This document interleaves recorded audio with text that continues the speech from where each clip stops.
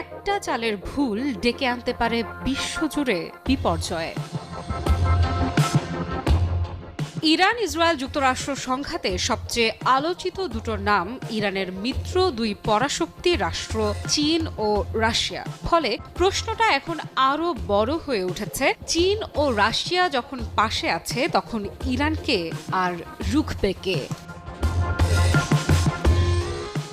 সম্প্রতি বেইজিংয়ে এক সংবাদ সম্মেলনে চীনের পররাষ্ট্রমন্ত্রী ওয়াং ই স্পষ্ট ভাষায় বলেছেন, সামরিক শক্তি ব্যবহার করে মধ্যপ্রাচ্যের বর্তমান সংকটের কোনো সমাধান সম্ভব নয়, বরং এই সংঘাত অঞ্চলটিকে আরও অস্থিতিশীল করে তুলবে। তিনি শুধু যুদ্ধের বিরোধিতাই করেননি, বরং ইরানের বিরুদ্ধে সামরিক আগ্রাসনেরও কঠোর সমালোচনা করেছেন।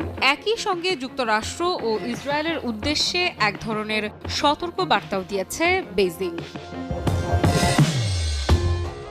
ওয়াং ই বলেন, বিশ্ব আবার এমন এক সময়ের দিকে ফিরে যেতে পারে না যেখানে জোর যার মুল্লুক তার এই নীতি সবকিছু নির্ধারণ করবে। তার মতে শক্তি নয়, কূটনৈতিক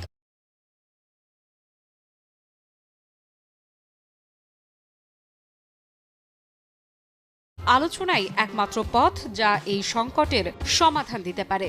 বিশেষ করে ইরানের শাসন ব্যবস্থা পরিবর্তনের বিষয়ে যুক্তরাষ্ট্র ও ইসরায়েলের বক্তব্যকে সরাসরি প্রত্যাখ্যান করেছে চীন। ওয়াং ই বলেন, তথাকথিত রঙিন বিপ্লব বা শাসন ব্যবস্থা পরিবর্তনের কোনো উদ্যোগের প্রতি ইরানের জনগণের সমর্থন নেই।